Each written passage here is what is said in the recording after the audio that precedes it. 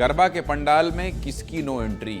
गरबा के पंडाल में जिहादियों का आना सख्त मना। चलिए भाई, ये भी चेतावनी आपको बता देते हैं, इस पर बहुत राजनीति हो रही है। नवरात्रि शुरू हो गई है और इसी के साथ शुरू हो गया है गरबा उत्सव। जगह जगह गरबा पंडाल बनाए गए हैं, लेकिन मध्य प्रदेश में गरबा को लेकर राजनीति शुरू हो गई। एक बार फिर गैर हिंदुओं की एंट्री को लेकर हिंदू संगठन सख्त हो गए।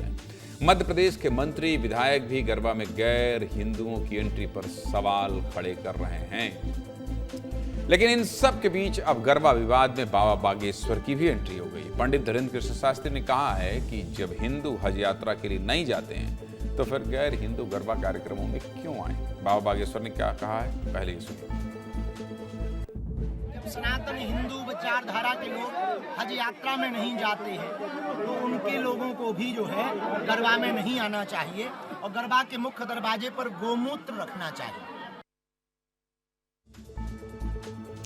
बाबा बागेश्वर साफ साफ कह रहे हैं कि जब हम उनके धार्मिक स्थलों पर नहीं जाते हैं तो वो क्यों आए। वैसे भोपाल में गरबा जिहाद रोकने के लिए हिंदू संगठनों ने मुहिम शुरू कर दी है। गरबा पंडालों के बाहर हिंदू संगठन ने होर्डिंग्स लगाए हैं जिसमें साफ साफ लिखा है कि गरबे के पंडाल में आना जिहादियों के लिए सख्त मना है। पोस्टर में यह भी लिखा है कि अगर गरबा पंडाल में आए तो धर्म वापसी कराई जाएगी। हिंदू संगठन के कार्यकर्ता गैर हिंदुओं के प्रवेश को लेकर गुस्से में दिख रहे हैं। हमारे संवाददाता विवेक पांडे ने एक रिपोर्ट भेजी है, जरा देखिए।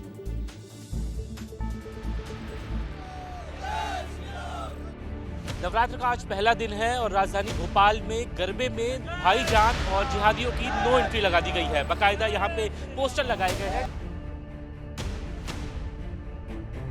तो जिसकी आस्था माता में है ही नहीं उसका पंडाल में क्या काम है। जो भी गलत काम करेगा उसको हम प्रशासन के थ्रू करेंगे, हम कुछ नहीं करेंगे, बस ये हमारी आत्मरक्षा करेगी। हम उसका आधार कार्ड चेक करेंगे, हम उनको सबसे पहले तिलक लगाएंगे, उनको कलावा पहनाएंगे, गंगा जल का हम सेवन कराएंगे, गौमूत्र का छिड़काव कराएंगे, वारा देव की पूजा कराएंगे। इस पूरी प्रक्रिया के बाद हम आपका आधार कार्ड चेक करेंगे। उसके बाद भी अगर आप अंदर आते हैं तो अपनी माताओं बहनों को आप भी लेकर आइए।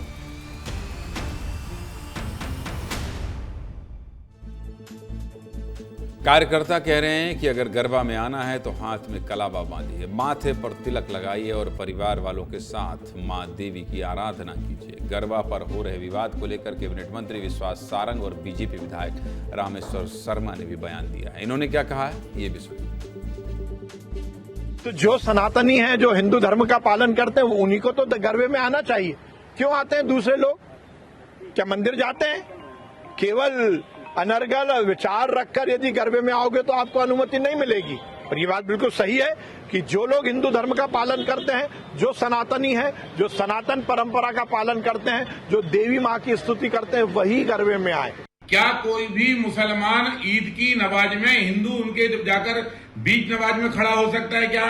अगर उसमें अलाउ नहीं है तो गरबा उत्सव भी ये सनातन परंपरा का पवित्र पर्व है, महापर्व है। और महापर्व के बीच में नाटक, नौटंकी, छेड़खानी वर्जित है। वो जिहादी ही कहलाया जाएगा और जिहादी के हाथ पैर तोड़ने की अनुमति गरबा आयोजकों को दी गई है।